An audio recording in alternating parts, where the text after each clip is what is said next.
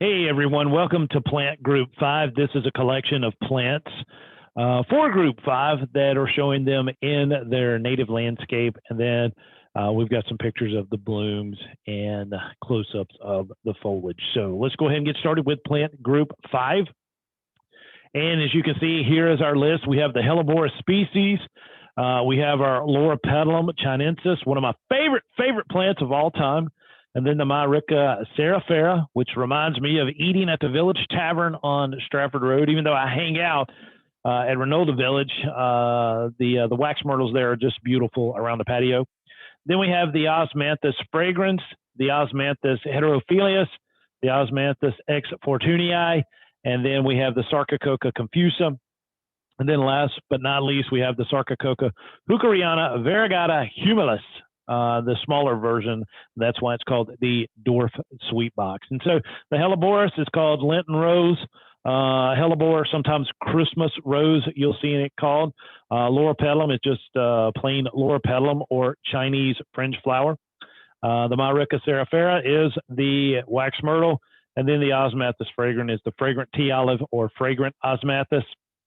The heterophylluus is the holly tea olive, the holly osmanthus, or the false holly.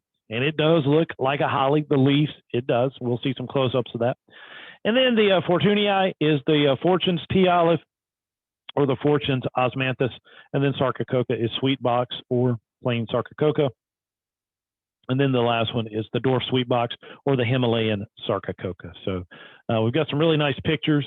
And if you want to watch the video on the location of these plants on campus, and then we have the lecture, the samples lecture, and I'm holding up the plants and stuff. And then there's a nice picture on Blackboard of these plants that I've put on a sheet of print paper, or just an 8.5 by 11 typing paper, call it copy paper.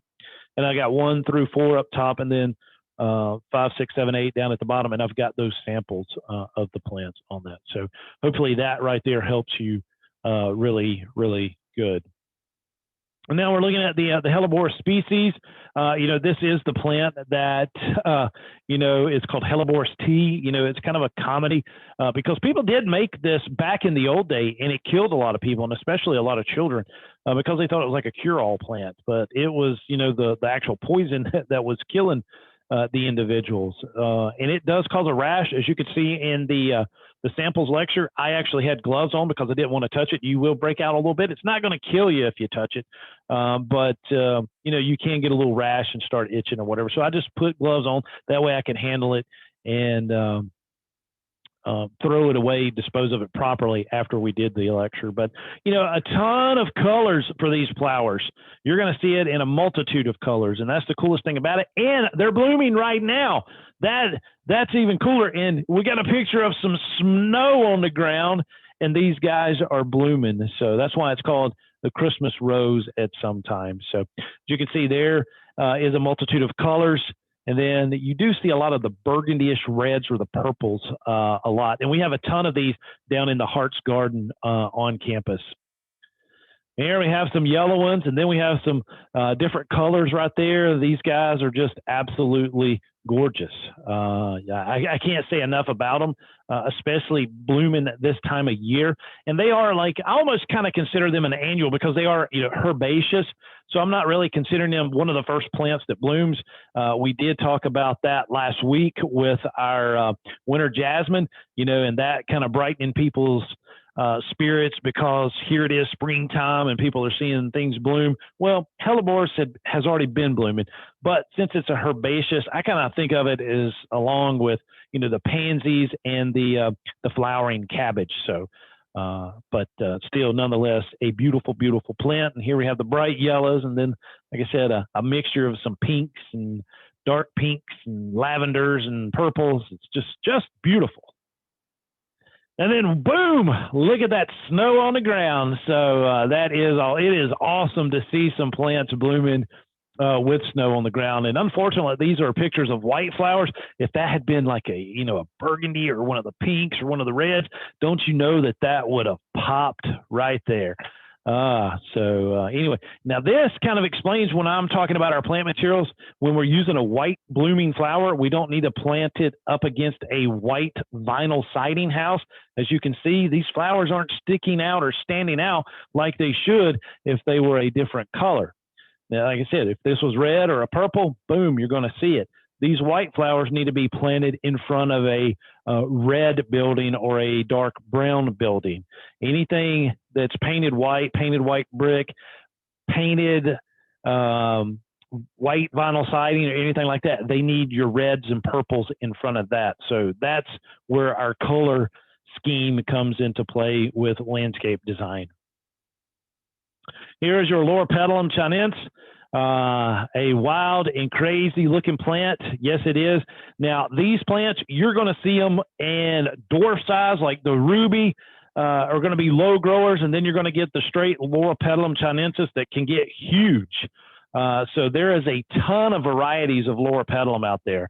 And I know you've heard me say this multiple times in this plant group 5, but my dad always said, he said, son, I can tell when you've designed the landscape because it's going to have 3 plants on it. One being the LOROPETALUM, next being an Indian hawthorn, and then thirdly, a Lagerstroemia indica or crepe myrtle.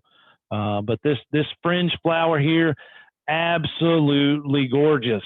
And this plant comes in an array of colors. Like you can have green foliage with pink flowers, green foliage with white flowers, and vice versa. So you got like 4 different ways you can get it. And then with the sizes, always have plenty of LOROPETALUMs. You got to be careful though with the variety that you get, because when you plant it in a foundation planting, like this one right here, it's going to get big and it can start to block people's windows and stuff. So you want to use one of the smaller varieties if you're planting it in the foundation planting. So again, there is a beautiful close-up of the leaves. Here we have the burgundy LOROPETALUM, and then here we have the green one with the white flower. You'll also see burgundy with white, burgundy with pink flowers, the green leaves with either the white or pink flowers. So absolutely just super, super cool. And then here we see one planted in the landscape, got some junipers and roses in the background. And then again, we have the burgundy foliage with the white fringe flower. So like I said, LOROPETALUM, you cannot go wrong when you put one of these in the landscape. Here we actually have, a tree form on standard, and yeah, we do have one of these on campus. We can actually see that over behind Hoosier Hall, where we actually got the winter Daphne growing. So it's absolutely beautiful. But these right here, these LOROPETALUM chinensis, just gets me fired up and makes me want to do a landscape design. But here, green foliage with the pink tassel flower, absolutely stunning.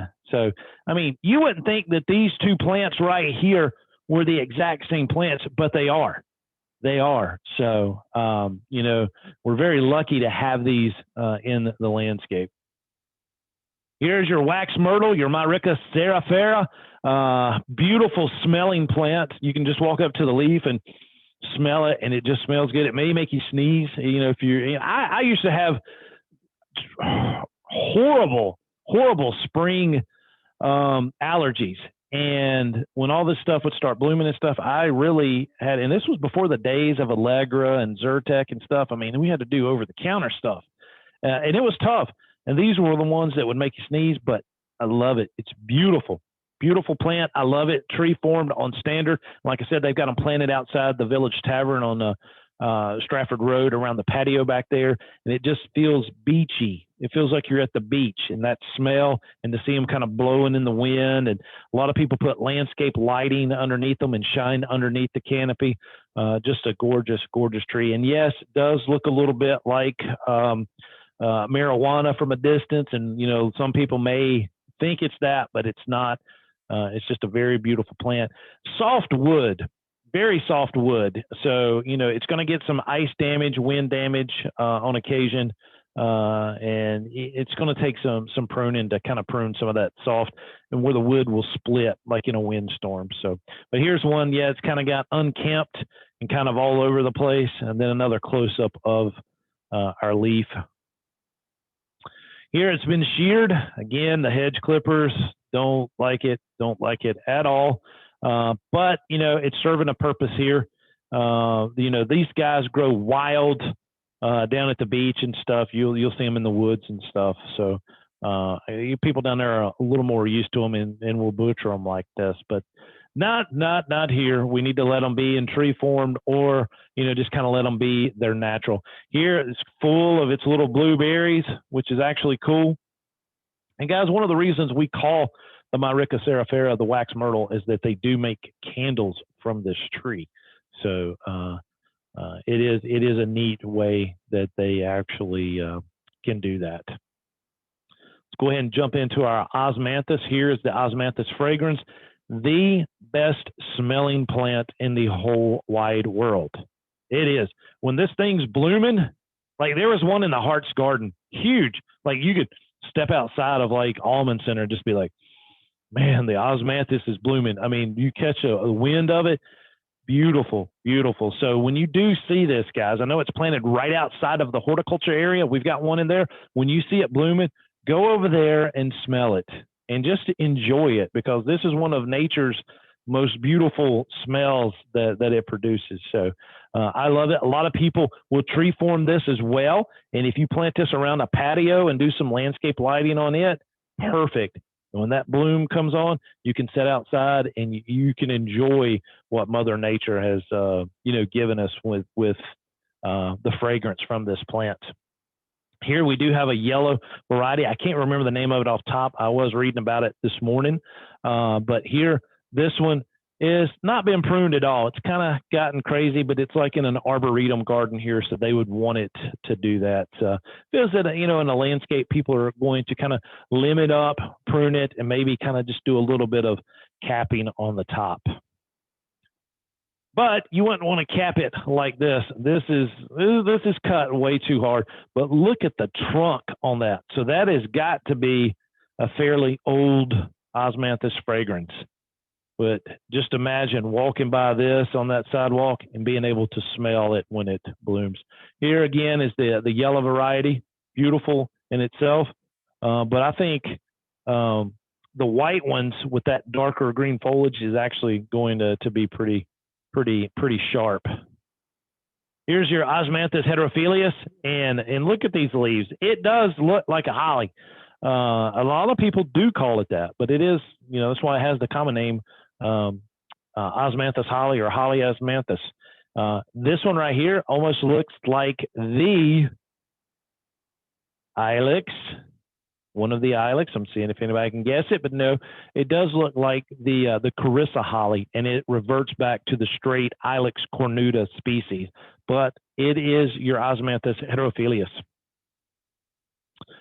Love these changing of, you know, these colors right here with the new growth and stuff. And the one right here, you know, it's the one planted in the parking lot outside of horticulture. Just a beautiful plant, that variety, that mixture of colors, but that little bit of pink on the one here on the right just really stands out. And these plants here, guys, again, with that light reflecting leaf, can brighten up a, you know, shady landscape. It'll brighten it up and make people feel real good. When they see bright colored plants like this and plants blooming, it's just a really good thing. Here's your osmanthus fortunei. More of your rigid or serrated leaf edge, you know, almost like it's going to cut you. Here we have it in the nursery, and look at this young lady here. Look at the height of these trees. I would love to be the owner of this nursery, because there's no telling what these plants are worth. I mean, you're probably looking at a couple grand each here, if not more. But, you know, it has to be planted with a, you know, a huge auger, a tree planter, or some type of skid steer, and even moving it onto the job site. But this is cool. Very, very cool. And I love these, the way they do these containers like out in California and stuff. They're not used to doing the B&B here. They do more of this type of growing out west. Close up of the leaf, like I said, you know, very, got those pricklers on the edge of the leaf. Beautiful though, very beautiful. This one is fragrant too, but not as fragrant as the osmanthus fragrans. There's one planted in the landscape. It's been butchered a little too much. If you're going to do it like this, go ahead and prune it up a little bit more underneath it, kind of give it that mushroom shape, because a lot of people do that, especially around a patio setting. And this one they've kind of let grow kind of wild, and it'll do that. You'll also see like juvenile leaves on these plants where they haven't developed those thorny edges. It'll actually be a little bit smoother, but those are the juvenile leaves, and as they mature, they'll develop their spines. SARCOCOCCA confusa. The coolest thing about this guy is the black berries that it has. We used to have some huge ones growing along the sidewalk steps going up from the Hart's Garden up to Hoosier Hall, but they had to remove those when they had to redo that retaining wall by the creek. But those guys were absolutely beautiful. Bloom white, and then they had that black berry on it and a super dark, shiny leaf. It was just a very, very good plant for that. We do have some more planted around campus, as I showed you behind the RLS Center, the Strickland Center, coming around to the left side there, planted underneath the magnolia tree. And then we have them a few over behind Hoosier Hall, two of them planted there on the corner. But Tanglewood, if you go to the Arboretum at Tanglewood, they have some very, very good specimens of Sarcococca there. Again, look at that berry. It's red to begin with, and as it ripens, it gets that dark color. But it's just cool. I get really excited when I'm walking around and I see, a fruit of a plant. So I don't know, the simple things that get me excited in life. But I love this plant. I do. It does get a little tall and scraggly, but that's okay. Easy to prune by hand. No need to get out the hedge clippers. Here's the Sarcococca hookeriana variegata humilis. It is just like the other Sarcococca, a smaller, thinner leaf, and grows, more compact to the ground. As you can see, the one that we have behind the greenhouses and next to the garage where we keep the gator at inside our facility there at Horticulture. But again, this kind of looks a little bit like winter Daphne. The blooms actually do, but not the leaf. But this is a smaller growing Sarcococca, and like I said, the leaves are a little bit thinner, a little bit longer. And a close-up of those leaves again, and then how it's used in the landscape. Almost, both Sarcococcas almost look like a spreader. So you'd plant them underneath trees and stuff, and it is a plant to fill the spaces that we have. So guys, that does conclude plant group 5. Like I said, hopefully the picture numbered 1 through 8 helps you identify these plants, and take a look at the slideshow, save them to your computer, look at the YouTube video that shows you where they're located on campus, and then fill out those sheets and then read about the plants in your book. And I appreciate it. We'll see you guys in the next lecture.